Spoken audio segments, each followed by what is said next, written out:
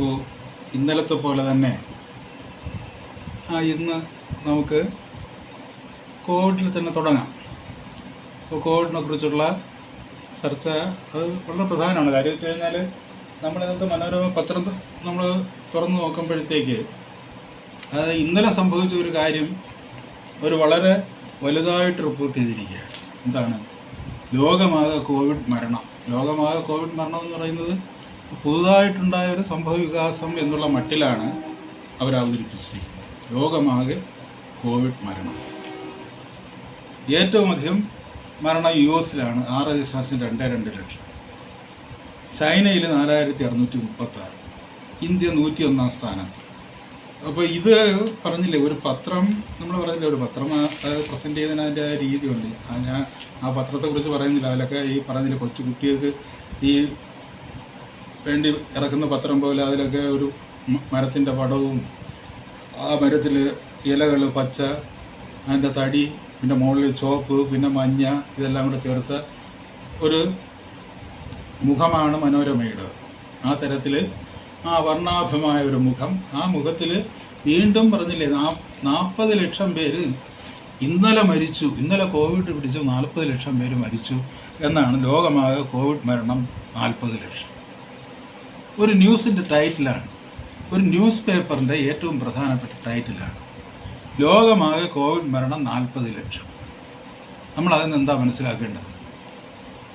ഇന്നലത്തെ കോവിഡ് മരണത്തിൻ്റെ കണക്ക് ആരോ റിലീസ് ചെയ്തിരിക്കുകയാണ്. 40 ലക്ഷം പേര് മരിച്ചു. അതായത് ഇപ്പോൾ ബോട്ട് മറിഞ്ഞ് 40 പേര് മരിച്ചു എന്ന് പറയുന്നത് പോലെയാണ് ലോകമാകെ കോവിഡ് മരണം 40 ലക്ഷം. വെച്ചാൽ അതിൻ്റെ മുഴുവൻ പാറ്റേൺ ഒന്നാണ്. ഇതും നമ്മൾ ഈ ന്യൂസ് വായിച്ച് ശീലിച്ചിട്ടുള്ള ആൾക്കാരുടെ മനസ്സിലുണ്ടാക്കുന്ന ഒരു ഇംപ്രഷൻ അതിൻ്റേതാണ്. ഇതെന്തുമാത്രം ശരിയാണ് ഇങ്ങനെ ഒരു ന്യൂസ് പ്രസൻറ്റേഷൻ? നമ്മളത് ആലോചിച്ച് നോക്കുക. ഇത് അൺഎത്തിക്കലാണ്. അങ്ങനെ ചെയ്യാൻ പാടില്ലാത്തതാണ്. ഈ പറഞ്ഞതുപോലെ ഇങ്ങനെ പറയുമ്പോഴാണ് ഈ പറഞ്ഞില്ലേ, CJ തോമസിൻ്റെ ആ നാടകം വരുന്നത്, ക്രൈം നാടകത്തെ പറയുന്നത് മരണം ഒരു ഫലിതമാണെന്ന് പറയുന്നത്. കാര്യം വെച്ച് കഴിഞ്ഞാൽ നിങ്ങൾ തകഴി ശിവശങ്കരപ്പിള്ള മരിക്കുന്നതിന് ഒരു മാസം മുമ്പേ തകഴി ശിവശങ്കരപ്പിള്ളയുടെ ഉപചര്യ തയ്യാറാക്കി വയ്ക്കും. എന്നിട്ട് അവിടെ പോയി കാത്തു കെട്ടി കിടക്കും, ഇയാളെ മരിക്കുന്നുണ്ടോ എന്ന്. അപ്പോൾ നിങ്ങളെ സംബന്ധിച്ചിടത്തോളം ആ ബാക്കിയുള്ള ഒരു സെൻറ്റിമെൻറ്റും പ്രസക്തമല്ല. അതിൻ്റെ ഒരു ന്യൂസ് വാല്യൂ ആണ്. അത് നിങ്ങൾക്ക് പേജ് എത്ര മാത്രം നിറയ്ക്കാൻ പറ്റുമെന്നുള്ളതാണ്. ആ ഒരു ഇൻഹ്യൂമനായിട്ടുള്ളൊരു അവസ്ഥയിൽ ഈ പത്രമാധ്യമങ്ങൾ എന്നാണ് മോചനപ്പെടുന്നത് എന്നുള്ളതാണ് പ്രധാനപ്പെട്ട പ്രശ്നം. നമുക്കതിന് കഴിയുമോ എന്നുള്ളതാണ് ഏറ്റവും പ്രധാനപ്പെട്ട പ്രശ്നം. നമുക്കതിന് കഴിയുന്നില്ല എന്നുള്ളതിൻ്റെ ഏറ്റവും പ്രധാനപ്പെട്ട ഒരു സാക്ഷ്യമായിട്ടാണ് ഈ ഒരു വാർത്ത നമ്മുടെ മുന്നിൽ വരുന്നത്.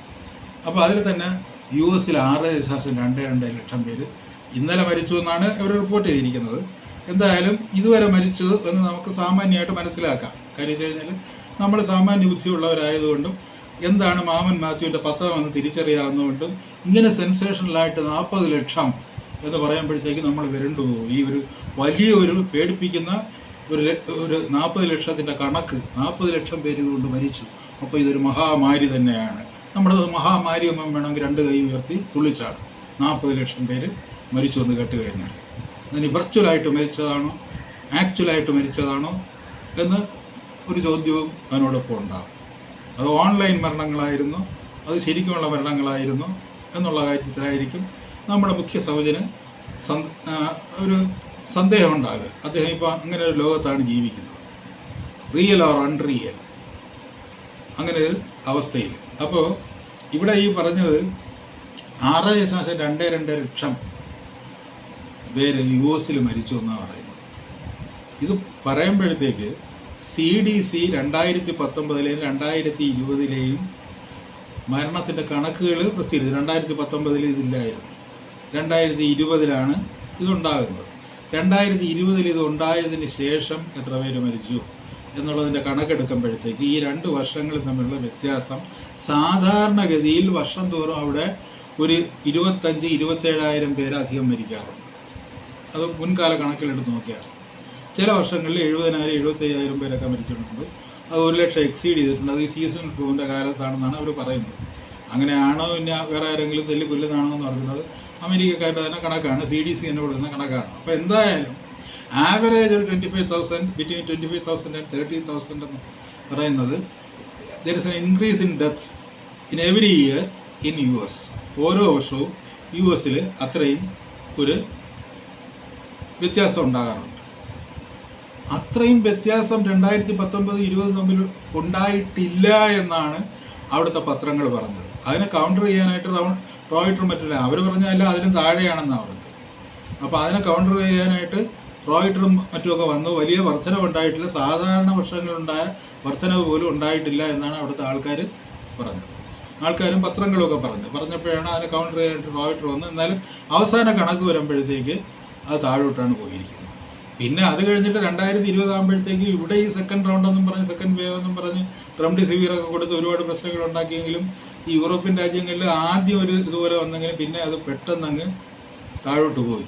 ഇപ്പോൾ ബ്രിട്ടനിൽ 5 ദിവസം മുമ്പ് മരിച്ചത് ഒരാളും മരിച്ചിട്ടില്ല. കാനഡയിൽ മരിച്ചിട്ടില്ല, ഇസ്രായേലിൽ മരിച്ചിട്ടില്ല. ഇപ്പോൾ ആരും മരിക്കാത്ത ഒരവസ്ഥയാണ്. മരണനിരക്ക് കുറഞ്ഞു കൊണ്ടുവന്ന് 7-8 പേര് ഈ SARS-CoV-2 എന്ന് പറഞ്ഞ രോഗത്തിൻ്റെ പേരിൽ കുറിക്കപ്പെടുന്ന മരണങ്ങളുടെ എണ്ണം കുറഞ്ഞു വന്നുകൊണ്ടിരിക്കുമ്പോഴാണ് ലോകമാകെ കോവിഡ് മരണം 40 ലക്ഷം എന്ന് പറയുന്നത്. എന്നിട്ട് പറഞ്ഞിരിക്കുന്നത് ചൈനയിൽ 4,634 പേര് മരിച്ചു. അതും ഈ ലോകത്തിൻ്റെ ഒരു ഭാഗമാണ്. ഏറ്റവും കൂടുതൽ പോപ്പുലേഷനുള്ള രാജ്യമാണ് ചൈന എന്ന് പറയുന്നത്.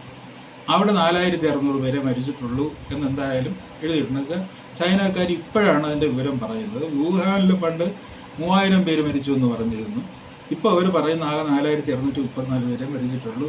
ഈ SARS-CoV-2 എന്ന് പറയപ്പെടുന്ന രോഗം കൊണ്ടാണെന്ന് അവരും സമ്മതിക്കുന്നുണ്ട് എന്നാണ് മാമൻ മാപ്പിള്ളയുടെ പത്രം എഴുതുന്നത്. വസ്തുത എനിക്ക് അറിഞ്ഞിട്ട് എന്തായാലും അവിടെ 4,234 പേരാണ് ഈ 1.5 വർഷക്കാലത്തിനിടയിൽ ഈ രോഗം പിടിപെട്ട് മരിച്ചിട്ടുള്ളത്.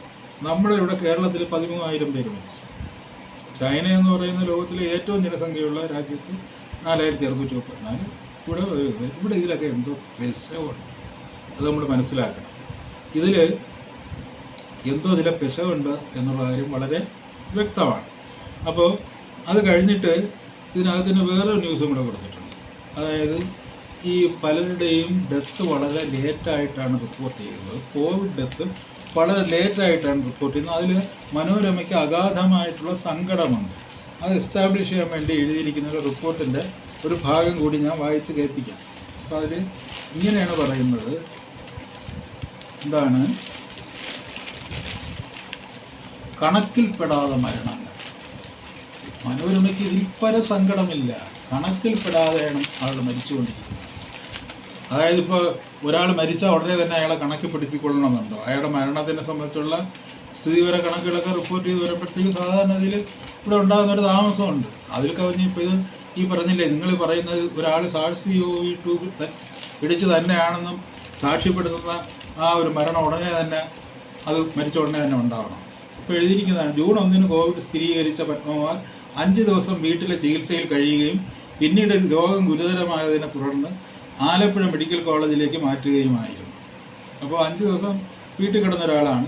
അയാൾക്ക് എന്താണ് മരണകാരണമെന്നൊന്നും പറയുന്നില്ല.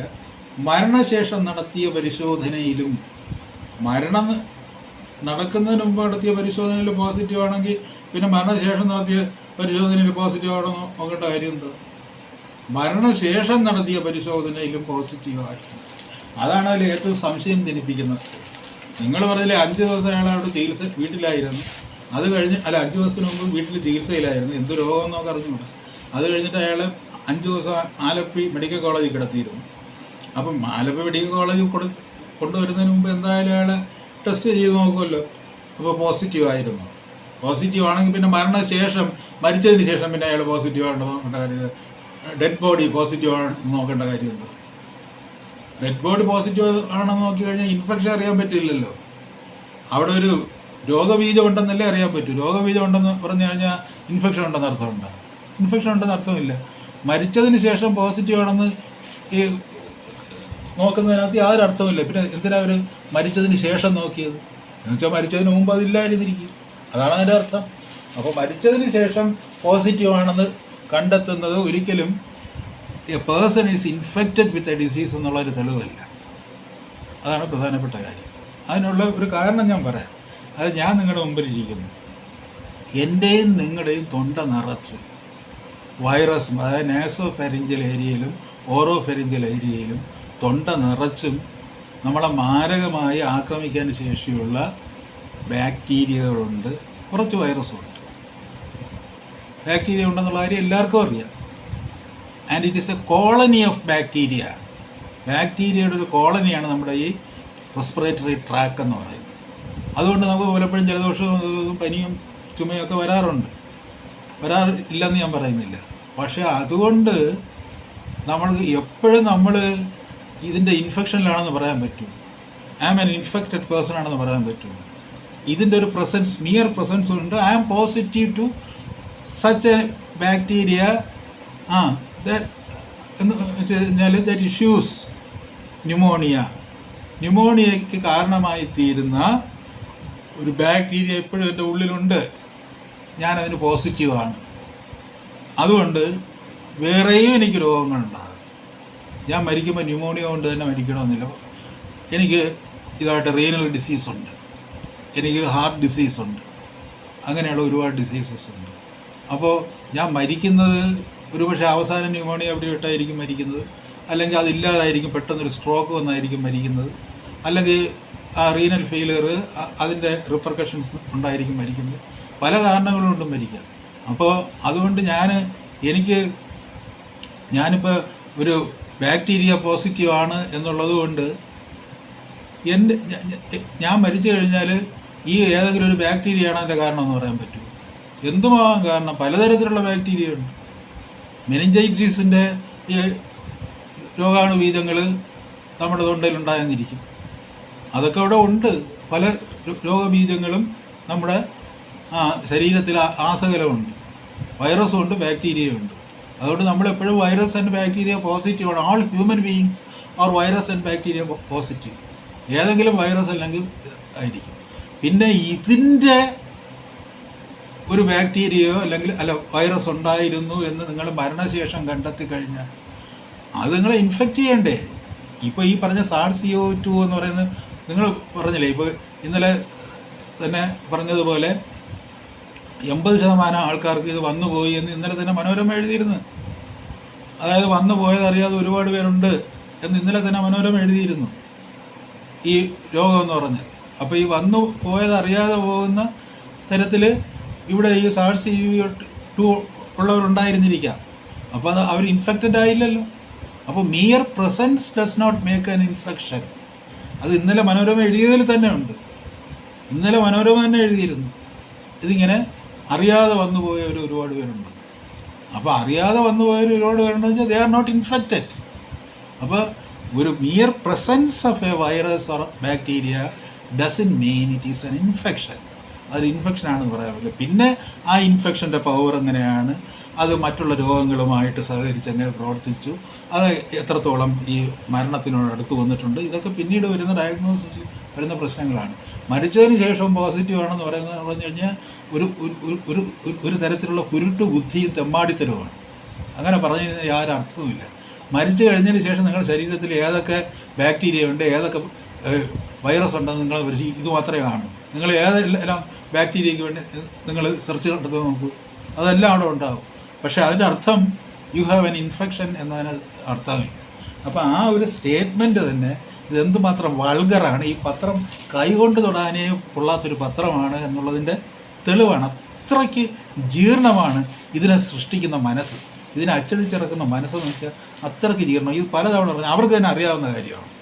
അതായത് ഒരു വൈറസ് പോസിറ്റീവാണ് എന്നുള്ളത് കൊണ്ട് നിങ്ങൾക്ക് അതുകൊണ്ട് ഇൻഫെക്ഷൻ ഉണ്ടാകില്ല. അതുകൊണ്ടാണ് ഈ പറഞ്ഞില്ലേ, ഈ കോവിഡ് എന്ന് പറഞ്ഞ രോഗം വന്നിട്ട്, കോവിഡ് പലർക്കും വന്നിട്ട് അതായത് മൈൽഡ് ഇൻഫെക്ഷൻ ഉണ്ടായിട്ട് പോലും നമ്മളറിയാതെ കടന്നു പോയെന്ന് പറയുന്നത്.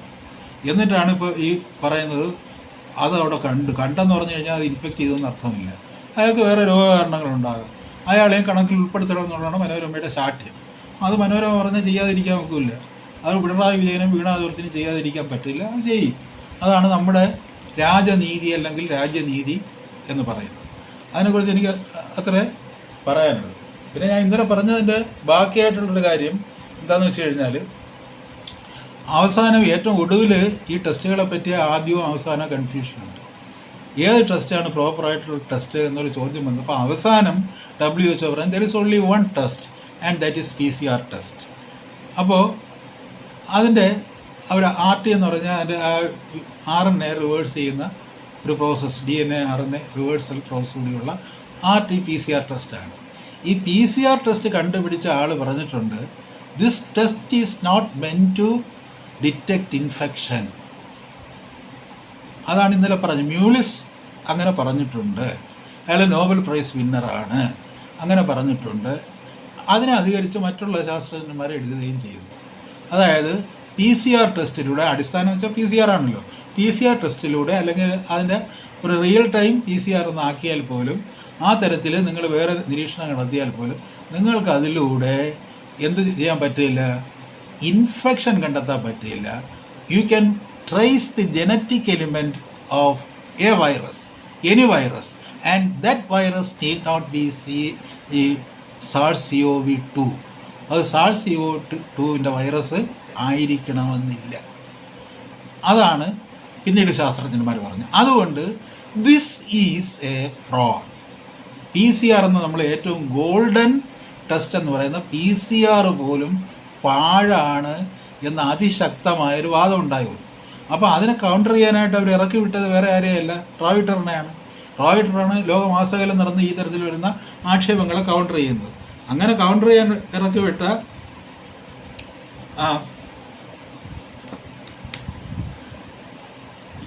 ഇവിടെ തന്നെ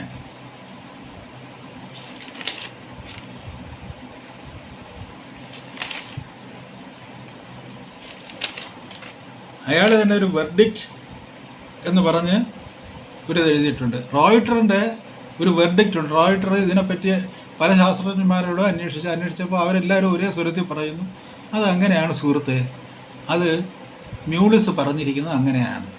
ഇത് ഇൻഫെക്ഷൻ കണ്ടുപിടിക്കാൻ വേണ്ടിയില്ല. ഇൻഫെക്ഷൻ ഇല്ലാതെ നിങ്ങൾക്ക് രോഗം ഉണ്ടാകില്ല.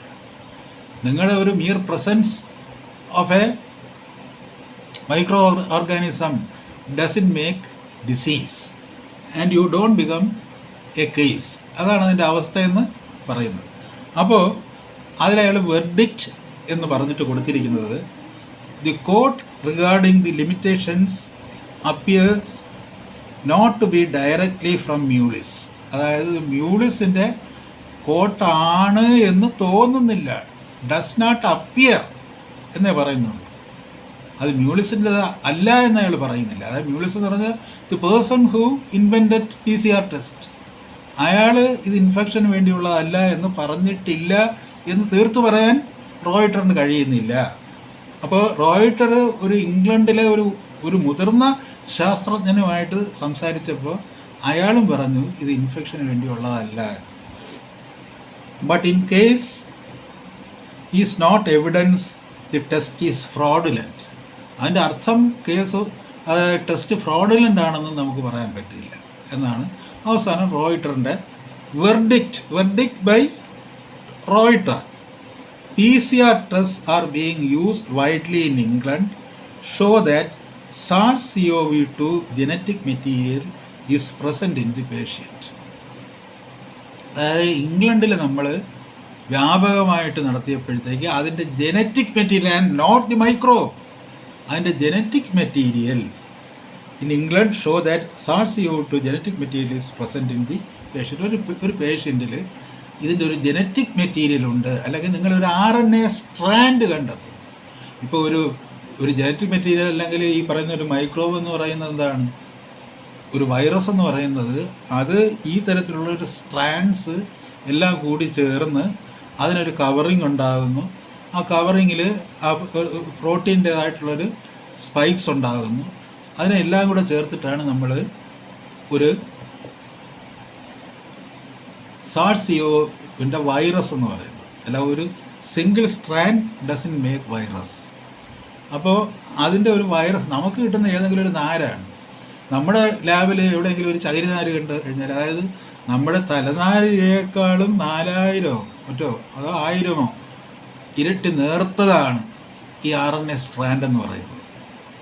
അങ്ങനെയുള്ള സ്ട്രാൻഡിനെ ഇലക്ട്രോണിക് മൈക്രോസ്കോപ്പിൻ്റെ സഹായത്തോടെ വളരെ കഷ്ടപ്പെട്ടാണ് നമ്മൾ കണ്ടുപിടിക്കുന്നത്.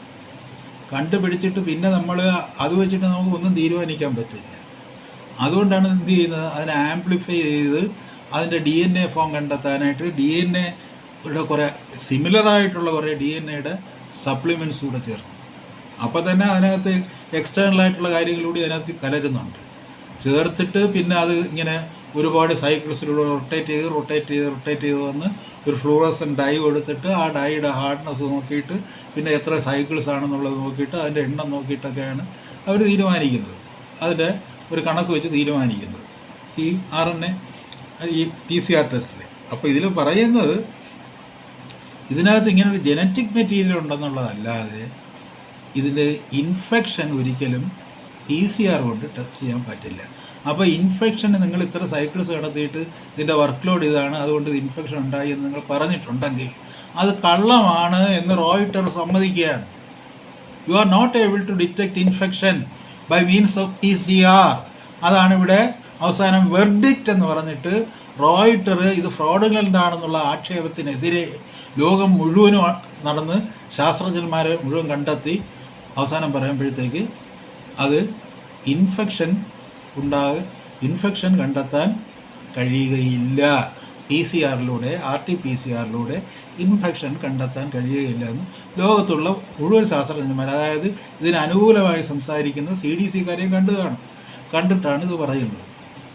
ഇവിടെ വന്ന് പിണറായി എടുത്ത് ചോദിച്ചെങ്കിൽ പിണറായി പറയുമായിരുന്നു, ഞാൻ കണ്ടിട്ടുണ്ട്, നേരെ നടന്നു പോകുന്ന എൻ്റെ വീടിൻ്റെ അടുത്തൂടെ നടന്നു പോകുന്നത് ഞാൻ കണ്ടിട്ടുണ്ടെന്ന് പറയുമായിരുന്നു. ഇതാണ് ഇതിൻ്റെ അവസ്ഥ എന്നുള്ളത്. അപ്പോൾ infection cannot be detected by any kind of test. അതിന് സമർത്ഥമായ ഒരു ടെസ്റ്റ് നമ്മുടെ കയ്യിലില്ല. അപ്പോഴാണ് WHO-യിൽ നിന്ന് ടെസ്റ്റ് എന്നൊരു ആക്രോശം നമ്മൾ കേൾക്കുന്നത്. ഇത് നമ്മൾ എന്താ മനസ്സിലാക്കേണ്ടത്? There is no test that may justify an infection. ഒരു ടെസ്റ്റുമില്ല that would establish an infection by SARS-CoV-2. You can at least, അതായത് പറഞ്ഞില്ലേ, എന്തെങ്കിലും ഒരു ഇൻഫെക്ഷൻ്റെ ഒരു പരിസരം പോലും നിങ്ങൾക്ക് കണ്ടെത്താൻ പറ്റില്ല PCR-ലൂടെ. And they said that PCR is the only test and that is the golden test എന്ന് പറയുന്നത്. ആ ഗോൾഡൻ ടെസ്റ്റ് കൂടെ നിങ്ങൾക്ക് ഇൻഫെക്ഷൻ കണ്ടുപിടിക്കാൻ പറ്റില്ല. നിങ്ങൾക്ക് അതിൻ്റെ ജനറ്റിക് എലിമെൻറ്റ് നിങ്ങളുടെ ഈ RNA നിങ്ങൾ കണ്ടെത്തിയ RNA-യിൽ ഉണ്ടായിരുന്നു വേണമെങ്കിൽ പറയാം. അതും പറഞ്ഞില്ല, അത് കണ്ടെത്തും എന്നുള്ളത് ശരിയാണെന്ന് പറയുന്നില്ല. ഇത് റോയിട്ടർ CDC-യുടെയും FAD-യുടെയും WHO-യുടെയും പക്ഷത്ത് നിൽക്കുന്ന അയാളുടെ അവസാനത്തെ കൺക്ലൂഷനാണ്.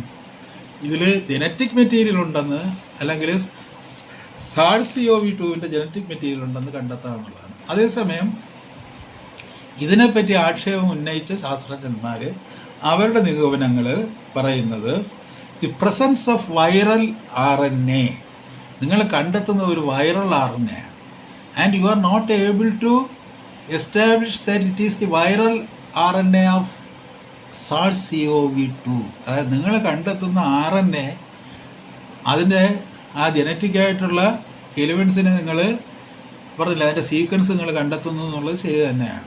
ജനറ്റിക് സീക്വൻസ് നിങ്ങൾ കണ്ടെത്തുന്നു. RNA-യിൽ വൈറൽ ജനറ്റിക് സീക്വൻസ് ഉണ്ട്. പക്ഷേ the presence of viral RNA might not indicate the presence of infectious virus.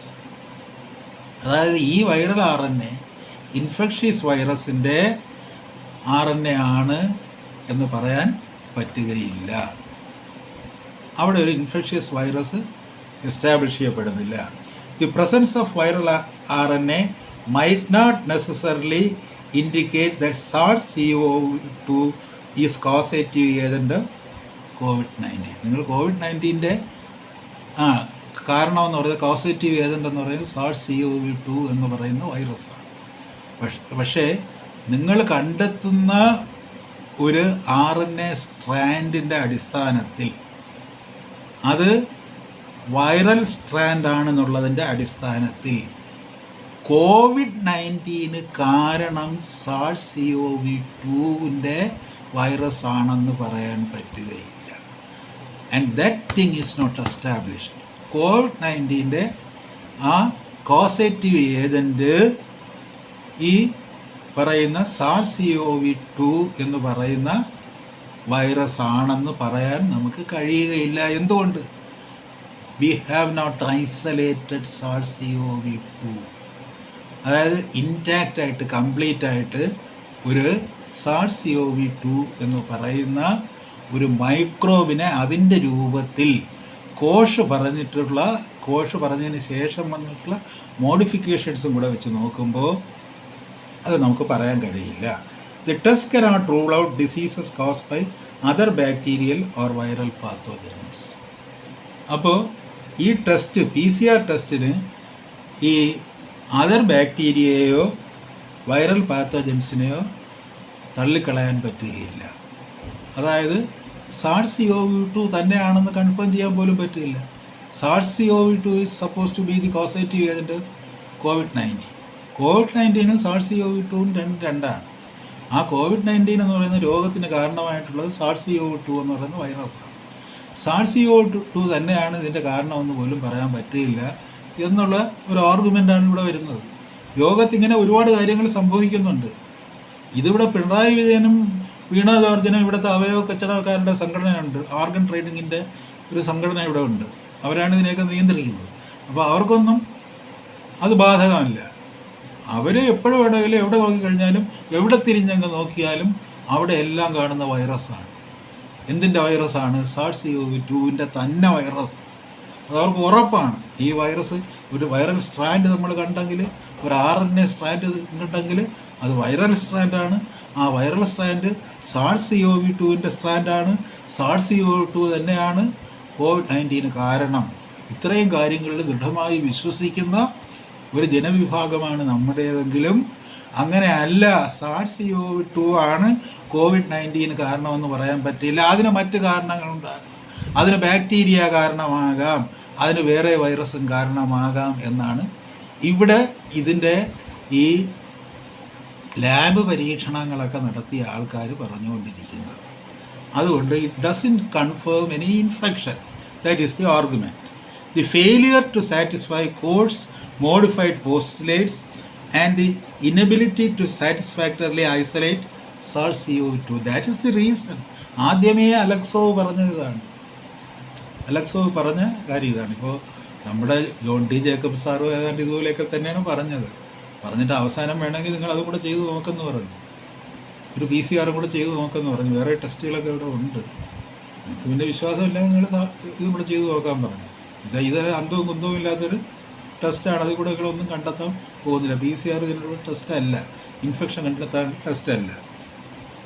The failure to satisfy Koch's modified postulates and inability to satisfactorily isolate SARS-CoV-2 should cast doubts. ഒരിക്കലും ഇതിനെ നമുക്ക് isolate ചെയ്യാൻ കഴിഞ്ഞിട്ടില്ല. Although CDC claims that they have isolated SARS-CoV-2. അവർ പറയുന്നത് അവർ ഈ test കിറ്റിലൊക്കെ വെച്ചത് SARS-CoV-2 വൈറസാണ്. അങ്ങനെയാണ് ലോകമെമ്പാടും വരുന്നത്. അതവർ സമ്മതിക്കുന്നുണ്ട്. അവരാണ് ടെസ്റ്റ് കിറ്റിൽ ഈ വൈറസിനെ ഇൻഡക്റ്റ് ചെയ്തത്. Doubts on the efficacy of any test. ഏത് ടെസ്റ്റിൻ്റെയും എഫിക്കസി നമ്മൾ സംശയിക്കണം. അത് ആൻറ്റിജൻ ആവട്ടെ, മറ്റേതാവട്ടെ, ട്രൂനാറ്റ് ആവട്ടെ, ഏതോ ആവട്ടെ, അതിൻ്റെ എല്ലാ എഫിക്കസിയെ സംശയിക്കേണ്ട എന്താണ്? നമ്മളിതിൻ്റെ മൈക്രോബിനെ കണ്ടെത്തിയിട്ടില്ല, ഐസൊലേറ്റ് ചെയ്തിട്ടില്ല.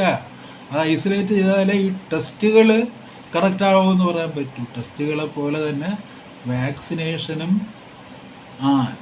അതിൻ്റെ എഫിക്കസിയെ നിർണ്ണയിക്കുന്നത് ഐസൊലേഷൻ ഓഫ് മൈക്രോബാണ്. അത് ഇവിടെ നടന്നിട്ടില്ല.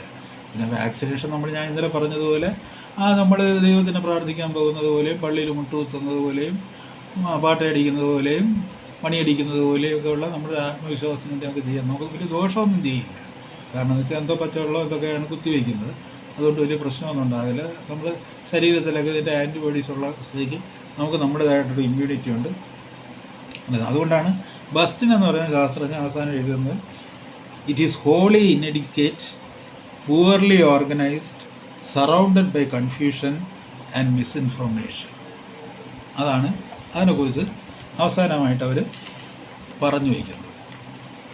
അപ്പോൾ ഇത്രയും പറഞ്ഞു വയ്ക്കുമ്പോഴത്തേക്ക് നമ്മൾ മനസ്സിലാക്കേണ്ടുന്നത്, നമ്മളിവിടെ ഇന്നലെ 143 പേരും മരിച്ചത് ഈ ഇതുവരെ ആരും കണ്ടെത്താത്ത SARS-CoV-2 ഇൻഫെക്ഷൻ കൊണ്ടെന്നാണ്.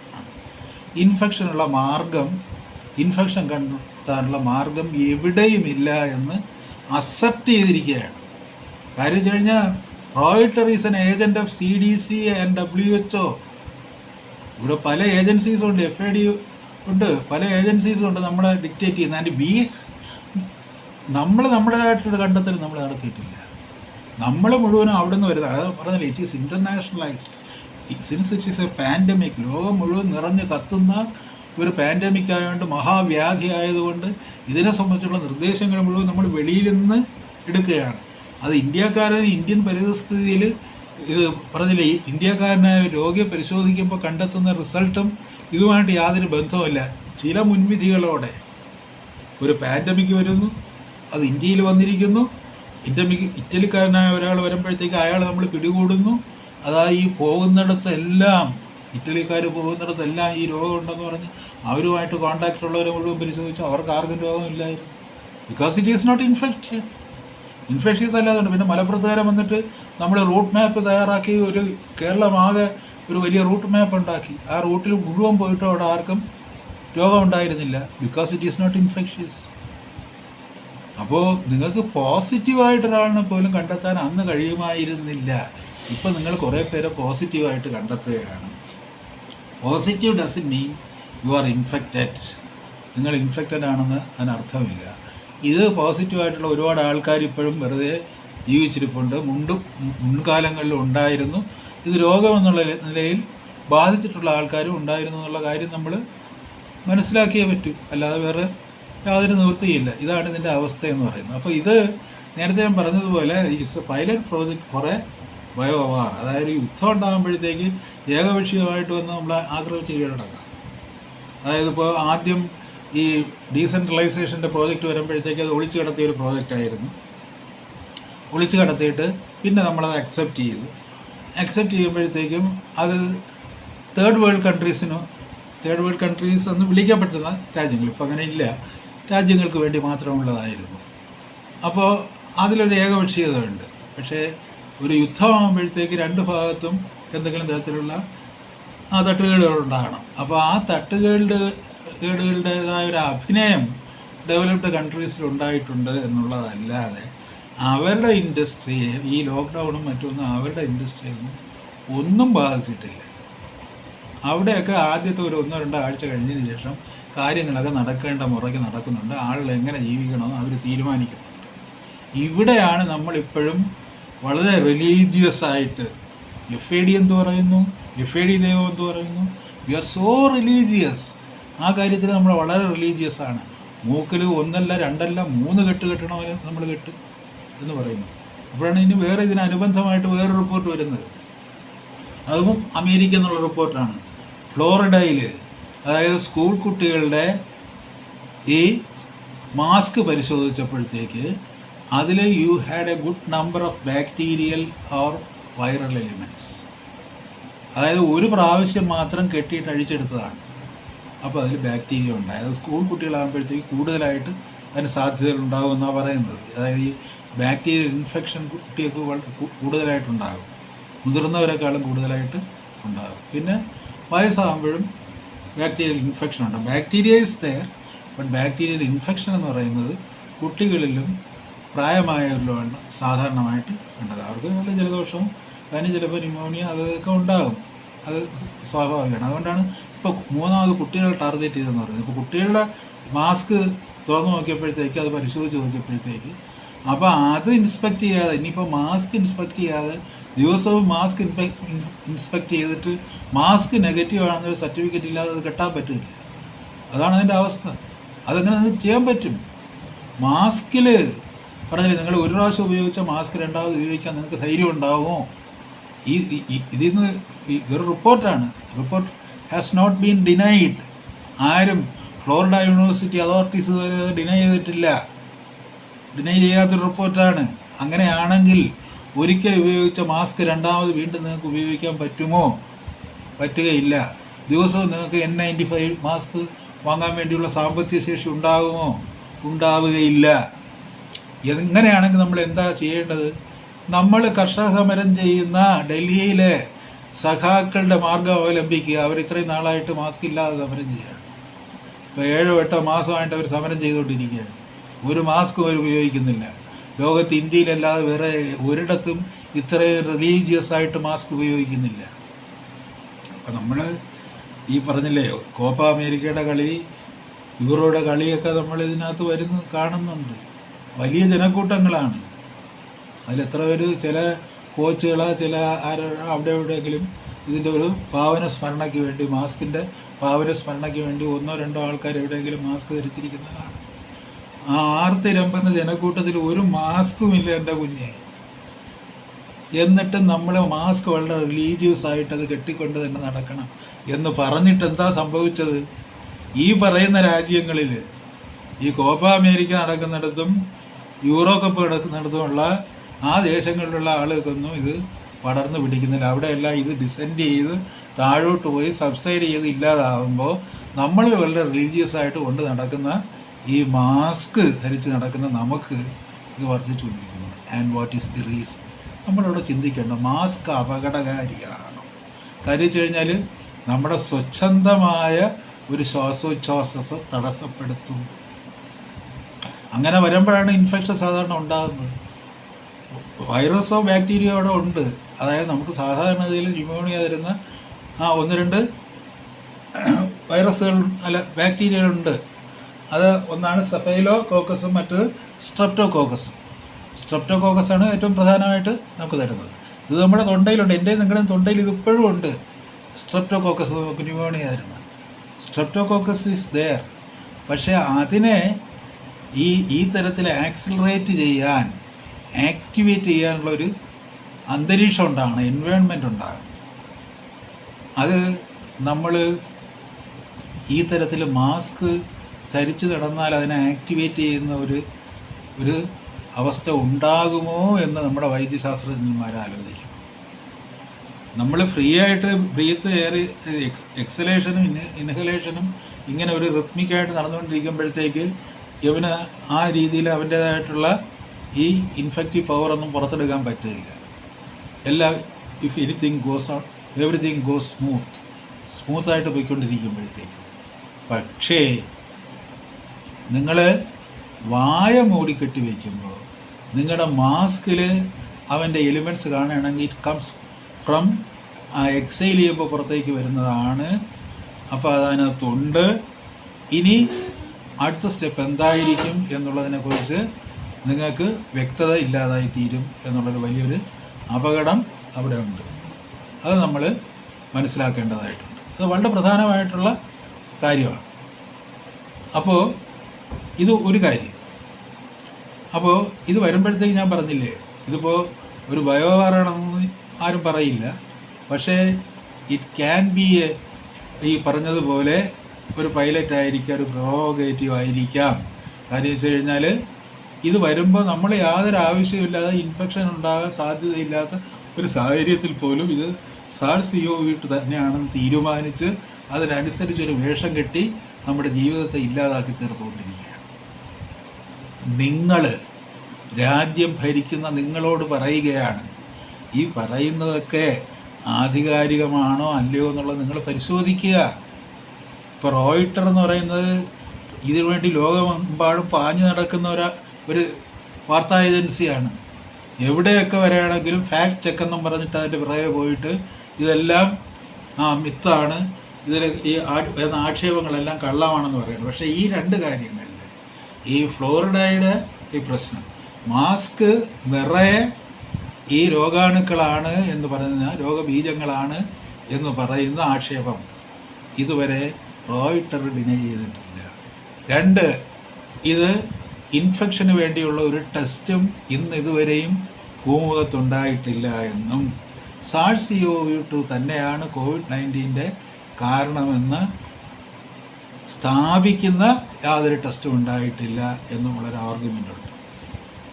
ആ ആർഗ്യുമെൻറ്റുകൾ ഖണ്ഡിക്കാൻ റോയിട്ടർ പോലും ഇതുവരെ തയ്യാറായി വന്നിട്ടില്ല. CDS തയ്യാറായി വന്നിട്ടില്ല. CDS പറഞ്ഞിട്ടില്ല SARS കൊണ്ട് ഇത് ചെയ്യാമെന്ന് പറഞ്ഞിട്ടുണ്ട്. അല്ല, ഇത് ഈ ഒരു പർട്ടിക്കുലർ ടെസ്റ്റ് കൊണ്ട് RT-PCR കൊണ്ട് ഇത് ചെയ്യാമെന്ന് പറഞ്ഞിട്ടുണ്ട്. പക്ഷേ അത് ചെയ്യാൻ കഴിയില്ല, ഇത് ഫ്രോഡുലൻ്റ് ആണെന്ന് പറഞ്ഞിട്ട് CDS അതിന് മറുപടി പറഞ്ഞിട്ടില്ല. CDS മറുപടി പറഞ്ഞിട്ടില്ല. ആരും മറുപടി ഇതിനെ ഐസൊലേറ്റ് ചെയ്യാൻ കഴിഞ്ഞിട്ടില്ല എന്ന് പറഞ്ഞതിന് CDS മറുപടി പറഞ്ഞിട്ടില്ല. ഐസൊലേറ്റ് ചെയ്യാൻ കഴിയും, അല്ലെങ്കിൽ ഞങ്ങൾ ഐസൊലേറ്റ് ചെയ്തിട്ടുണ്ട്, ഇതാ ഐസൊലേറ്റ് ചെയ്തതെന്ന് അവർ പറഞ്ഞിട്ട് അവർ ഐസൊലേറ്റ് ചെയ്തെന്ന് അവകാശപ്പെടുന്നുണ്ട്. അവർ പറയുന്നതൊന്നും വിശ്വസിക്കാൻ കൊള്ളില്ല. അതുകൊണ്ടാണ് 94 ഡോക്ടർമാർ പറഞ്ഞത്, നിങ്ങൾ വരുമ്പോഴത്തേക്ക് WHO പറഞ്ഞത് അവന്മാരെ കൊണ്ടുവരരുതെന്ന് പറഞ്ഞത്. അതാണ് ഇതിൻ്റെ അവസ്ഥ എന്ന് പറയുന്നത്. അപ്പോൾ ഇത്രയും ഇത് പറയേണ്ടി വന്നത് നേരത്തെ പറഞ്ഞ കാര്യം കൊണ്ട് തന്നെയാണ്. അതായത് how it's affects our economy എന്നൊരു കാര്യത്തിലേക്ക് തന്നെയാണ് വരുന്നത്. നമ്മുടെ എക്കോണമിയെ തോൽപ്പിക്കാൻ വേണ്ടി ആഗോള മുതലാളിത്തം കൊണ്ടുവന്ന ഒരു ഏർപ്പാടാണ് ഇത് എന്നുള്ള മുൻകാല ആരോപണങ്ങൾ വിശ്വസിക്കുവാൻ വേണ്ടിയുള്ള തെളിവുകൾ നമ്മുടെ മുന്നിലില്ലായിരുന്നു. അതുകൊണ്ട് അത് നമ്മൾ അന്ന് പാടെ തള്ളിക്കളയുകയാണ് ചെയ്തത്. അന്ന് മുതൽ വരുന്നുണ്ട്, അന്ന് മുതൽ ആക്ഷേപം വരുന്നുണ്ട്. എന്ന് മുതലാണോ ഈ SARS-CoV-2 COVID-19 എന്ന് പറയുന്ന ഒരു പ്രസ്ഥാനം തുടങ്ങുന്നത്, അന്ന് മുതലേ ഇതൊരു രാഷ്ട്രീയമായ ലക്ഷ്യം വെച്ചുള്ള ഒരു കളിയാണെന്നും മറ്റുള്ള രാജ്യങ്ങളുടെ എക്കോണമിയെ ഈ ലോക്ക്ഡൗൺ മുതലായ സംരംഭങ്ങളിലൂടെ ഇല്ലാതാക്കുവാൻ വേണ്ടിയുള്ളൊരു കളിയാണെന്നും അന്ന് മുതലേ ആക്ഷേപം ഉണ്ടായിരുന്നെങ്കിലും അന്ന് ആരും കാര്യമായി പരിഗണിച്ചിരുന്നില്ല. ഇപ്പോൾ നമ്മളതിനെ പരിഗണിക്കേണ്ടുന്ന ഒരവസ്ഥയിലെത്തിയിരിക്കുന്നു. അതിനിപ്പോൾ ഐഷ സുൽത്താന് ഇത് ഇതിൻ്റെ ബയോവാറാണെന്ന് പറഞ്ഞപ്പോഴത്തേക്ക് അത് രാജ്യദ്രോഹമാണെന്നും പറഞ്ഞ് ജയിലിൽ പിടിച്ചിട്ടുണ്ടോയെന്ന് വസ്തുതല്ലാതായി തീരുന്നില്ല. ഒരു കോടതിക്കും അങ്ങനെ ഒന്നും ചെയ്യാൻ ഒക്കില്ല, ആർക്കും ഒന്നും ചെയ്യാൻ ഒക്കില്ല.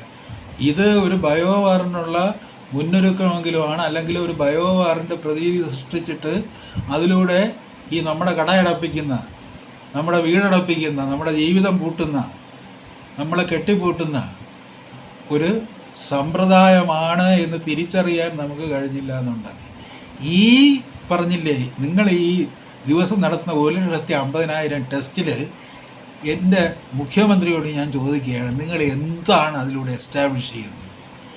You cannot prove infection. ഒരു ടെസ്റ്റിലൂടെ ഈ ഇൻഫെക്ഷൻ നടത്താൻ കഴിയില്ലെങ്കിൽ ടെസ്റ്റ് എന്ന് ആർത്ത് വിളിച്ചവൻ്റെ യുക്തിബോധത്തെ ചോദ്യം ചെയ്യാനുള്ള ഒരു ആർജവം നിങ്ങൾക്കുണ്ടായിരിക്കണം. അതിനാവശ്യമായ ഒരു തലച്ചോറിൻ്റെ സ്പന്ദനം നിങ്ങൾക്ക് വേണമായിരുന്നു.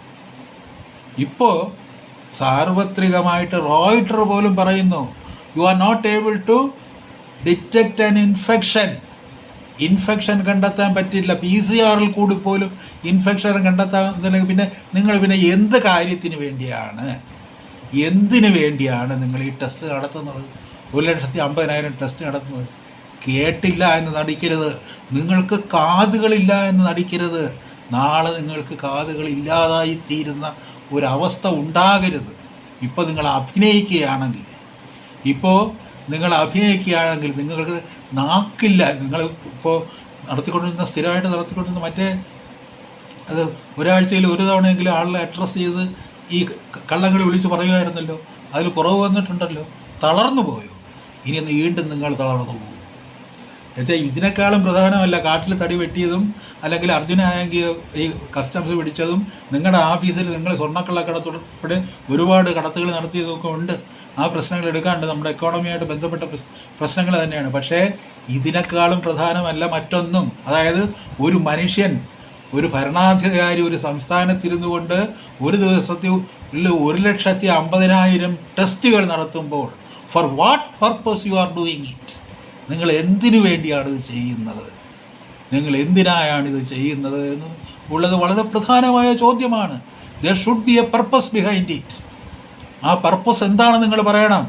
അതായത് ഇതിലൂടെ ഇൻഫെക്ഷൻ ഡിറ്റക്റ്റ് ചെയ്യാൻ പറ്റുകയില്ല, ഒരു ടെസ്റ്റിലൂടെ ഇൻഫെക്ഷൻ ഡിറ്റക്റ്റ് ചെയ്യാൻ പറ്റുകയില്ല എന്ന് അവസാനം അസെപ്റ്റ് ചെയ്ത് പറഞ്ഞിട്ട് ഇറ്റ് ഈസ് ദി വെർഡിക്റ്റ് എന്നും പറഞ്ഞിട്ട് റോയിട്ടർ എഴുതി വയ്ക്കുമ്പോൾ, Reuters is the agent of transnational corporations, FAD, CDC and WHO വക്താവായി വിലസി കിടക്കുന്ന റോയിട്ടർ അവസാനം അത് സമ്മതിക്കുമ്പോൾ അത് സമ്മതിക്കാൻ സമയമായി എന്നവർ മനസ്സിലാക്കുകയാണ്.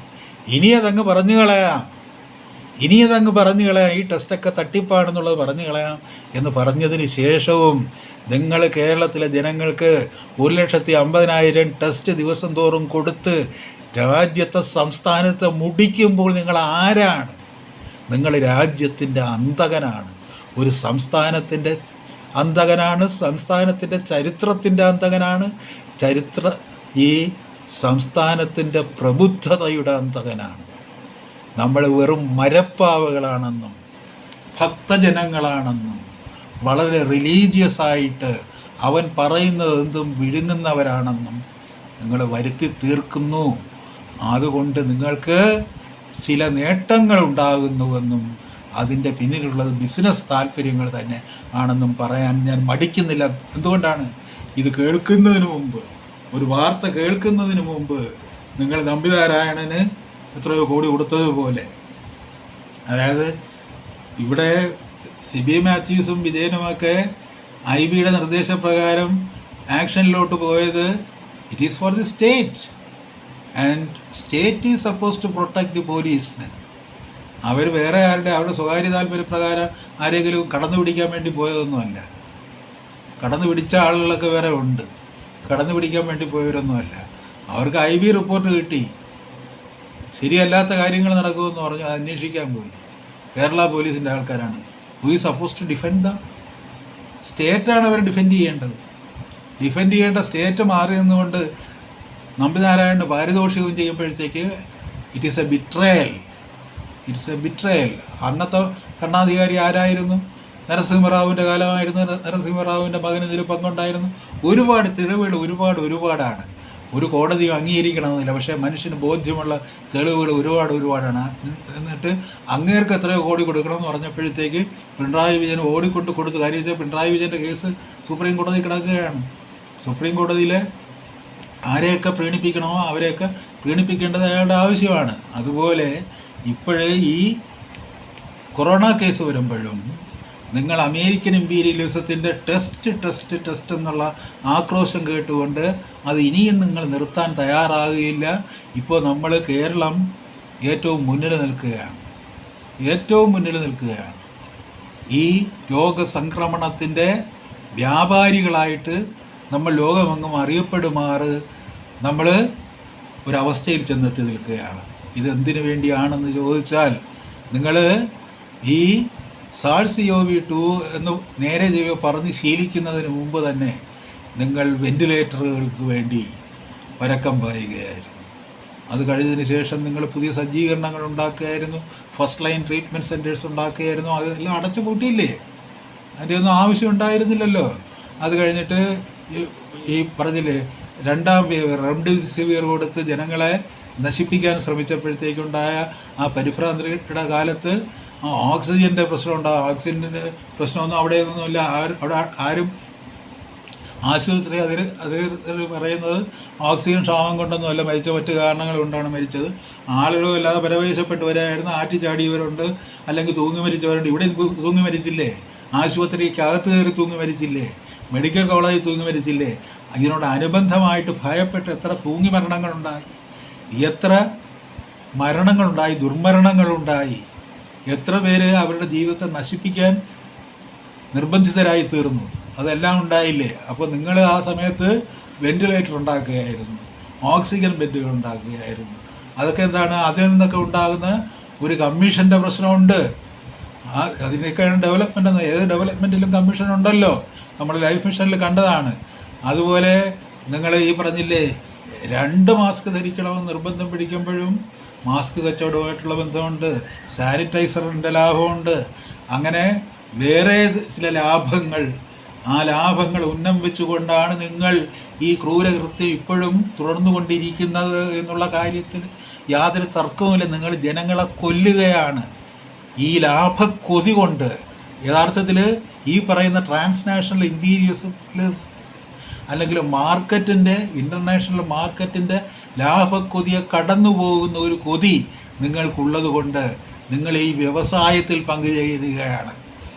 ഈ അവയവ വ്യവസായികളിൽ നിന്ന്, അല്ലെങ്കിൽ നേരത്തെ പറഞ്ഞ ജീവിച്ചിരിക്കുന്ന 2 കുഞ്ഞുങ്ങൾ കോവിഡ് പിടിച്ചു മരിച്ചു എന്ന് സർട്ടിഫിക്കറ്റ് കൊടുക്കുന്ന, അല്ലെങ്കിൽ അത്തരം സർട്ടിഫിക്കറ്റുകൾ എഴുതാൻ വേണ്ടി പത്രം നടത്തുന്ന മാമൻ മാത്യു, ഇന്ന് ഈ പറഞ്ഞില്ല ഈ പേജിൽ അങ്ങനെ കുറേ സർട്ടിഫിക്കറ്റുകളാണ് മാമൻ മാത്യു തയ്യാറാക്കുന്നത്. ഇവരെല്ലാം SARS-CoV-2 പിടിച്ചു മരിച്ചവരാണ്.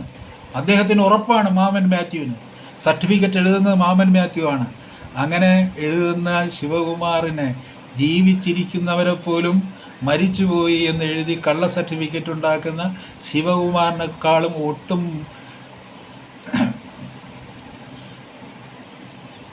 മനുഷ്യനെന്ന നിലയിൽ ഒട്ടും മുകളിലല്ലാത്ത നിങ്ങൾ, താഴെയാണെന്ന് ഞാൻ പറയുന്നില്ല, മുകളിലല്ലാത്ത നിങ്ങൾ ഈ രാജ്യം ഭരിക്കാൻ, ഈ സംസ്ഥാനം ഭരിക്കാൻ, കേരളം പോലെയുള്ളൊരു സംസ്ഥാനം ഭരിക്കാൻ അർഹനല്ല. മതത്തിൻ്റെ പേരിൽ ഒരു ഗോത്ര സൃഷ്ടിച്ചവരിവിടെ ഉണ്ട്. ഇന്ത്യൻ ജനതയെ പലതായി പിളർക്കാൻ വേണ്ടി ഇന്ത്യക്ക് നേരെ വെടിയുണ്ടയുമായി നിൽക്കുന്ന ഭരണാധികാരികൾ നമുക്കുണ്ട്. അക്കൂട്ടത്തിൽപ്പെട്ട ഒരാളാണ് നിങ്ങൾ എന്ന് നിങ്ങൾ തന്നെ സാക്ഷ്യപ്പെടുത്തിയിരിക്കുന്നു എന്നാണ് ഈ അക്രമം ഇനിയും നിങ്ങൾ തുടർന്നുകൊണ്ടിരിക്കുമ്പോൾ. ദിവസവും 10 പോസിറ്റിവിറ്റി റേറ്റ് കൊണ്ടുവന്നിട്ട്, പോസിറ്റിവിറ്റി റേറ്റ് എന്താണ്? പുഴുങ്ങി തിന്നാൻ വേണ്ടിയാണോ പോസിറ്റിവിറ്റി റേറ്റ്? ആരുടെ ആവശ്യത്തിന് വേണ്ടിയാണെന്ന് നിങ്ങൾ മോദിജിയോട് ചോദിക്കണം, അല്ലെങ്കിൽ ICMRനോട് ചോദിക്കണം. അതായത് ഇൻഫെക്ഷൻ പ്രൂവ് ചെയ്യാൻ കഴിയാത്തൊരു സാഹചര്യത്തിൽ എന്തിനാണ് പോസിറ്റിവിറ്റി അളക്കുന്നത്, എന്തിനാണ് പോസിറ്റിവിറ്റി ടെസ്റ്റ് എന്ന് നിങ്ങൾക്ക് മോദിയോട് ചോദിക്കാൻ കഴിയില്ല എന്നുണ്ടെങ്കിൽ നിങ്ങൾ പിന്നെ എന്തിനാണ് കേരളത്തെ പ്രതിനിധീകരിക്കുന്നത്? അല്ലെങ്കിൽ നിങ്ങൾക്ക് എസ്റ്റാബ്ലിഷ് ചെയ്യാൻ കഴിയണം. 10 ശാസ്ത്രജ്ഞന്മാരെ പിടിച്ച് നിർത്തിയിട്ട്, ലോകത്തിലെ അറിയപ്പെടുന്ന 10 ശാസ്ത്രജ്ഞന്മാരെ പിടിച്ച് നിർത്തിയിട്ട് മ്യൂളിസ് പറഞ്ഞത് ശരിയല്ല, PCR കണ്ടുപിടിച്ച മ്യൂളിസ് പറഞ്ഞത് ശരിയല്ല, മ്യൂളിസ് പറഞ്ഞത് ശരിയല്ല എന്ന് പറയാൻ റോയിട്ടർക്ക് പോലും കഴിയുന്നില്ല. മ്യൂളിസ് അങ്ങനെ പറഞ്ഞിട്ടില്ല എന്ന് പറയാൻ റോയിട്ടർക്ക് പോലും കഴിയുന്നില്ല. It is not for the purpose of detecting infection എന്ന് പറഞ്ഞു കഴിഞ്ഞാൽ ടെസ്റ്റുകൾ കൊണ്ട് അത് നടത്താൻ കഴിയുകയില്ല എങ്കിൽ നിങ്ങൾ എങ്ങനെ ടെസ്റ്റ് കൊണ്ട് അത് നടത്തും? ഞാൻ പറയുന്നത് മനസ്സിലായി. നിങ്ങൾ വീണ്ടും ഈ ടെസ്റ്റിൻ്റെ ഈ അതിക്രമം ഇങ്ങനെ അനുസ്യൂതം തുടർന്നുകൊണ്ടിരിക്കുകയാണ്. ഇത് നമ്മുടെ സംസ്ഥാനത്തെ നശിപ്പിക്കുകയാണ്, സംസ്ഥാനത്തിൻ്റെ പൊതുജീവിതത്തെ നശിപ്പിക്കുകയാണ്, ആളുകളിൽ ഭയാശങ്ക സൃഷ്ടിക്കുകയാണ്, ആളുകളിൽ അരാജകത്വം സൃഷ്ടിക്കുകയാണ്, ആളുകളിൽ മരണവാസന പ്രകോപിപ്പിക്കുക, പലതരത്തിലുമുള്ള മരണവാസന പ്രകോപിപ്പിക്കുകയാണ്. മരണവാസന ഉത്തേജിപ്പിച്ച് ഒരു ഡിപ്രഷൻ്റെ അവസ്ഥയിലെത്തിയ നമ്മുടെ സംസ്ഥാനത്ത് വീണ്ടും ഈ പറഞ്ഞതുപോലെ ഒരു ഫർദർ ഡിപ്രഷനിലേക്ക്, അത് ഒരു അൾട്രാ ഡിപ്രഷനിലേക്ക് നമ്മുടെ സംസ്ഥാനത്തെ തള്ളി വീഴ്ത്തുന്ന ഈ അധമ പ്രവർത്തനം നിങ്ങൾ അവസാനിപ്പിച്ചില്ല. വിവരമുള്ള 10 പേരുമായിട്ട് ഡിസ്കസ് ചെയ്ത് ഇതിനെ എങ്ങനെ മാനേജ് ചെയ്യണം എന്നുള്ള കാര്യത്തിൽ നിങ്ങൾ തീരുമാനമെടുത്തില്ല എന്നുണ്ടെങ്കിൽ, നമ്മൾ മാസ്ക് ധരിക്കുമ്പോൾ മാസ്കിൽ വൈറസ് പടർന്നു പിടിക്കുന്നുവെങ്കിൽ, മാസ്കിൽ ഈ ബാക്ടീരിയൽ ഇൻഫെക്ഷൻ ഉണ്ടാകുന്നുവെങ്കിൽ, ബാക്ടീരിയൽ ഇൻഫെക്ഷൻ അല്ല, ബാക്ടീരിയൽ പ്രസൻസ് ഉണ്ടാകുന്നു, നിങ്ങൾ എങ്ങനെയാണ് മാസ്ക് സുരക്ഷിതമാണ് എന്ന് പറയുക? എത്ര കാലം നമ്മൾ മാസ്ക് ധരിക്കണമെന്നാണ് നിങ്ങൾ പറയുക? അതുകൊണ്ട് ഈ വ്യാപാരം നിങ്ങൾ അവസാനിപ്പിച്ചില്ല. മനുഷ്യ ജീവനെ കൊണ്ട് നടത്തുന്ന ഈ വ്യാപാരം നിങ്ങൾ അവസാനിപ്പിക്കാനുള്ള സമയമായിരിക്കുന്നു എന്ന് നിങ്ങൾ മനസ്സിലാക്കുക. ഇത് ഞാൻ നേരത്തെ പറഞ്ഞതുപോലെ നമ്മുടെ എക്കോണമിയിൽ, കേരളത്തിൻ്റെ എക്കോണമിയിൽ ഉണ്ടായിരിക്കുന്ന ഒരു ആക്രമണമാണ്, ഇന്ത്യൻ എക്കോണമിയിൽ ഉണ്ടായിരിക്കുന്ന ഒരു അഗ്രഷനാണ് എന്നുള്ള രീതിയിൽ തന്നെ. നിങ്ങളിപ്പോൾ ഇതൊരു ബയോ വാറായിട്ട് പ്ലാൻ ചെയ്തതാണെങ്കിലും അല്ലെങ്കിലും അത് നമ്മുടെ പ്രശ്നമല്ല. How it has affected us, നമ്മളെ എങ്ങനെയാണ് ബാധിച്ചിരിക്കുന്നത്, ഈ ഒരു ആക്രമണം എന്ന നിലയിൽ തന്നെയാണ് നമ്മൾ ബാധിച്ചിരിക്കുന്നത്. അതായത് ഒരു ഇൻഫെക്ഷന് പ്രാപ്തമല്ലാത്ത ടെസ്റ്റുകൾ കൊണ്ട് നമ്മളെ തന്നെ കുത്തി നോവിപ്പിക്കുകയും കുത്തിക്കൊല്ലുകയും ചെയ്യുന്നൊരവസ്ഥയിലെത്തിയിരിക്കുന്നു. അല്ലെങ്കിൽ നിങ്ങൾ ഒരു തെളിവ് ഹാജരാക്ക്, ആധികാരികമായ ഒരു ഹാജരാക്ക്. If you are able to produce any evidence that PCR is capable of detecting infection and you have detected a virus anywhere, എവിടെയെങ്കിലും നിങ്ങളൊരു വൈറസ് ഡിറ്റക്റ്റ് ചെയ്തിട്ടുണ്ടോ? എവിടെയെങ്കിലും നിങ്ങളൊരു വൈറസ് ഡിറ്റക്റ്റ് ചെയ്തിട്ടുണ്ടോ? SARS-CoV-2 വൈറസിനെ നിങ്ങൾ എവിടെയെങ്കിലും ഡിറ്റക്റ്റ് ചെയ്തിട്ടുണ്ടോ? ഏത് ലാബിലാണെന്ന് പറയൂ. ഏത് ലാബിൽ നിങ്ങൾ ഡിറ്റക്റ്റ് ചെയ്യുന്നു? നിങ്ങളൊരു RNA സ്ട്രാൻഡ് വെച്ച് കളിക്കുന്ന കളി, അതിൻ്റെ പേരിൽ നടത്തുന്ന ഈ ആരോപണം, ഒരു രോഗം സാർവത്രികമായി പടർന്നുകൊണ്ട് ഇരിക്കുന്നു എന്ന് പറയുന്ന ഒരു സംഭീതിയുടെ അന്തരീക്ഷം, അത് നിർത്തലാക്കാനുള്ള സമയം അതിക്രമിച്ചിരിക്കുന്നുവെന്ന് നിങ്ങളോട് ഇപ്പോഴും പറയുകയാണ്. മറ്റ് കാര്യങ്ങളെപ്പറ്റി സംസാരിക്കാൻ സമയം അനുവദിക്കാത്ത തരം ഇന്ന് ഇപ്പോൾ പറഞ്ഞില്ലേ ഏറ്റവും പ്രകോപനപരമാണ്. അതായത് ഞാൻ പറഞ്ഞില്ലേ ഇപ്പോൾ റീഡിങ് ബിറ്റ്വീൻ ദി ലൈൻസ് എന്ന് പറയുന്ന ഒരു ഏർപ്പാടുണ്ട്. അത് വെച്ചിട്ട് മനോരമയുടെ ഈ ഹെഡ്ലൈൻസ് കാണുമ്പോഴത്തേക്ക് 40 ലക്ഷം പേർക്ക് കോവിഡ്. അതായത് ഇന്നത്തെ വർത്തമാന ദിനപത്രത്തിൽ 40 ലക്ഷം പേർക്ക് കോവിഡ് എന്ന് പറഞ്ഞാൽ എന്താണ്? മനഃപൂർവ്വമായി കാര്യങ്ങൾ പെരുപ്പിച്ച് കാണിക്കാൻ. 40 ലക്ഷം പേർക്ക് എവിടെ കോവിഡ് വന്നു? മാമനും മാപ്പിളയ്ക്ക് കോവിഡ് വന്നു. മാമനും മാപ്പിളയുടെ വീട്ടിൽ എത്ര പേർക്ക് കോവിഡ് വന്നു? അമേരിക്കയിൽ എത്ര പേർക്ക് കോവിഡ് വന്നു? നിങ്ങൾക്ക് തെളിയിക്കാമോ? എഴുതി വിട്ടാൽ പോരാ, ആധികാരികത വേണം എഴുതി വിടുന്നതിന്. As a news you present it. ഇന്നത്തെ പ്രധാന വാർത്തയായിട്ടാണ് 40 ലക്ഷം പേർക്ക് കോവിഡ്. അത് ആരാണ് കോവിഡിനെ പറ്റി 40 ലക്ഷം കണക്കാക്കിയിരിക്കുന്നത്? മനോരമ ലേഖകൻ്റെ റിപ്പോർട്ടാണ് 40 ലക്ഷം പേരുടെ. അല്ലാതെ ഒരു ഇൻ്റർനാഷണൽ ഏജൻസിയോ റോയിട്ടറോ CDCO ഒന്നും പറഞ്ഞതുപോലും അല്ല. FAD പോലും പറഞ്ഞതല്ല. ആരും പറഞ്ഞിട്ടില്ല 40 ലക്ഷത്തിൻ്റെ കണക്ക്. മനോരമ ലേഖകൻ പറയുന്ന റിപ്പോർട്ടാണ്. അതെന്നാ ഇന്നത്തെ റിപ്പോർട്ട് അതാണ്. അത് CDCO അല്ലെങ്കിൽ FADയോ എവിടെയെങ്കിലും പറഞ്ഞിട്ടുണ്ടായിരിക്കാം. അത് ഞാൻ ഉദ്ധരിക്കുകയാണ് എന്ന് പറഞ്ഞെങ്കിൽ അർത്ഥമില്ല. പറയുന്നതെന്ന് വെച്ച് കഴിഞ്ഞാൽ ഇദ്ദേഹം ഇരുന്ന് എല്ലാം കൂടെ കണക്ക് കൂട്ടി. ചൈനക്കാർ ഏറ്റവും ഒടുവിലാണ് അവരുടെ കണക്ക് തന്നത്. അതെല്ലാം കൂടെ എല്ലാ രാജ്യങ്ങളിലും കൂടെ വരുന്ന കണക്ക്. ഇപ്പോൾ ഇന്ത്യയിൽ എത്ര പേര് കോവിഡ് പിടിച്ച് മരിച്ചു എന്ന് നിങ്ങൾക്ക് പറയാൻ പറ്റുമോ? ഇന്ത്യയിൽ നിങ്ങൾക്ക് കിട്ടുന്ന ഈ കണക്കുകൾ നിങ്ങൾ തന്നെ പറയുന്നത് ശരിയായ കണക്കല്ലെന്നല്ലേ പറയുന്നത്. പിന്നെ നിങ്ങളെങ്ങനെ ആ കണക്കിനെ ഡിപ്പെൻഡ് ചെയ്യുന്നത്? ഇവിടെ കള്ളക്കണക്കാണ് ഉണ്ടാക്കുന്നതല്ലേ പറയുന്നത്. കേരളത്തിൽ കള്ളക്കണക്കാണ് ഉണ്ടാക്കുന്നതല്ലേ പറയുന്നത്. ഇനിയും ഒരുപാട് പേര് വരാറുണ്ടെന്നല്ലേ പറയുന്നത്. പിന്നെ നിങ്ങളെങ്ങനെയാണ് ഈ കണക്ക് പ്രസിദ്ധീകരിക്കുന്നത് 40 ലക്ഷം പേർക്ക് കോവിഡെന്ന്? കോവിഡ് പിടിച്ച് ഈ വന്നിട്ടുള്ളവർ പലരും അത് അറിഞ്ഞിട്ടില്ല, ഇന്നലെ നിങ്ങൾ എഴുതിയിട്ടില്ലായിരുന്നു. അപ്പോൾ ആ കോവിഡിന് എന്താണ് പ്രസക്തി? ഇത്ര ലക്ഷം പേർക്ക് കോവിഡ് എന്ന് പറയുമ്പോഴത്തേക്ക് വന്നു പോകുന്നു. അല്ല, കോവിഡ് മരണമെന്ന് നിങ്ങൾ എഴുതിയിട്ടില്ലല്ലോ. കോവിഡ് എന്നാണ് എഴുതിയിരിക്കുന്നത്. അതിൻ്റെ ശീർഷകം കൊടുത്തിരിക്കുന്ന കോവിഡ് എന്നാണ്. അത് കഴിഞ്ഞിട്ട് ഇത്രയും കോവിഡ് മരണങ്ങൾ ഉണ്ടായിട്ടുണ്ടെങ്കിൽ അത് പറയണ്ടേ? അല്ലാതെ ഇത്രയും പേർക്ക് കോവിഡ് വന്നു എന്ന് പറഞ്ഞിട്ട് യാതൊരു അർത്ഥമില്ലല്ലോ. കോവിഡ് മരണത്തിൻ്റെ കണക്ക് നിങ്ങളെടുക്ക്. മരണത്തിനെ പറ്റി നിങ്ങൾക്ക് വ്യക്തതയില്ല. ഒരു രാജ്യത്തും വ്യക്തതയില്ല. ഒരു രാജ്യത്തും വ്യക്തത ഉണ്ടാക്കാനും പറ്റില്ല. ഇന്നത്തെ റിപ്പോർട്ടായിട്ട് നിങ്ങൾക്ക് അതങ്ങനെ വെക്കാൻ പറ്റില്ല. അങ്ങനെ വെച്ചിട്ട് ജനങ്ങളെ കബളിപ്പിക്കുകയാണ് ചെയ്യുന്നത്. അതുകൊണ്ടാണ് ഞാൻ പറഞ്ഞത്, ഇത് കാണുമ്പോഴത്തേക്ക്, ഈ തരത്തിലുള്ള റിപ്പോർട്ടിങ് കാണുമ്പോഴത്തേക്ക് ആളുകൾക്ക് പറഞ്ഞില്ലേ, അതായത് മിസ്ഡയഗ്നോസിസ് ആൻഡ് ഈ പറഞ്ഞതുപോലെ ഒരു ടോട്ടൽ കൺഫ്യൂഷൻ. അവസാനം ഞാൻ വായിച്ചില്ലേ, ആ തരത്തിലൊരു അന്തരീക്ഷം ഈ സമൂഹത്തിൽ പ്രചരിപ്പിക്കുന്നത് ശരിയല്ല. ഒരു പത്രക്കാരനായാലും ശരി തന്നെ. പത്രക്കാരന് ചില വാശികളുണ്ടായിരിക്കാം എന്തൊക്കെ സ്ഥാപിക്കാൻ വേണ്ടി. അതുകൊണ്ട് ലോകമാസകലം കോവിഡാണെന്ന് പറയുക. കോവിഡ് വന്നിട്ട് പോകുന്ന രോഗമാണെന്നുണ്ടെങ്കിൽ പിന്നെ 40 ലക്ഷം അല്ല ഈ മുഴുവൻ കോടികൾക്കും വന്നിട്ട് പോയാൽ എന്താ ഒരു പ്രശ്നമില്ല. ഇന്നലെ ഞങ്ങൾ അങ്ങനെയല്ലേ പറഞ്ഞത്. അങ്ങനെ വന്നിട്ട് പോട്ടെ. 40 ലക്ഷത്തിനല്ല 40 ലക്ഷത്തിൽ കൂടുതൽ പേർക്ക് കോവിഡ് വന്നിട്ടുണ്ടെങ്കിൽ നിങ്ങൾ ഇന്നലത്തെ കണക്കനുസരിച്ചാണെങ്കിൽ, ഇന്നലെ പറഞ്ഞതനുസരിച്ച് 40 ലക്ഷം പേർക്കല്ലല്ലോ കോവിഡ് വന്നിട്ടുള്ളത്. പല കാലങ്ങളിലായിട്ട് പല കോടികൾക്കും കോവിഡ് വന്നിട്ടുണ്ട്. അപ്പോൾ അത് ഇന്നലത്തെ എത്രയാണ്? 1 കോടി പേർക്ക് കോവിഡ് വന്നു പോയിട്ടുണ്ട് എന്നുള്ള കണക്കല്ലായിരുന്നു ഇന്നലെ കൊണ്ടുവന്നത്. ഇന്ന് 40 ലക്ഷം പേർക്ക് കോവിഡ് എന്ന് പറയുന്നതിൻ്റെ അർത്ഥം എന്താ?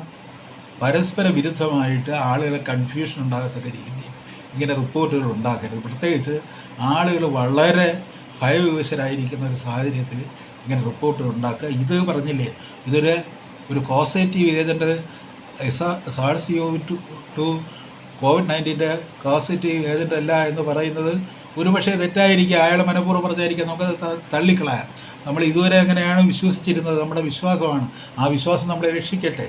പക്ഷേ അത് ഉണ്ടോ ഇല്ലയോ, അത് ഇൻഫെക്ഷൻ ആയിട്ടുണ്ടോ ഇല്ലയോ എന്നറിയുന്നതിന് ഓരോ ആളിനെയും ഇൻഡിവിജ്വലായിട്ട് അയാളുടെ പ്രദേശത്തിൻ്റെ അടിസ്ഥാനത്തിൽ, അത് പ്രിവലൻസ് ഉള്ളൊരു പ്രദേശമായിരുന്നുള്ളതിൻ്റെ അടിസ്ഥാനത്തിൽ, അത് എത്രത്തോളം അയാൾ ഇൻഫെക്റ്റ് ചെയ്യുന്നുള്ളതിൻ്റെ അടിസ്ഥാനത്തിൽ ഒരുപാട് പരിഗണനകൾ അതിന് വേണ്ടി വരുമെന്നുള്ളത് സയൻസിൻ്റെ ഭാഗമാണ്. ആ കാര്യം പോലും നിങ്ങൾ 2 ഭാഗത്തുള്ള ഈ ആക്ഷേപങ്ങളെ നമുക്ക് തള്ളിക്കളഞ്ഞിട്ട് നമുക്ക് നമ്മുടെ ഈ തരത്തിൽ നിങ്ങൾ ആവശ്യമില്ലാതെ ടെസ്റ്റ് നടത്താതിരിക്കുക.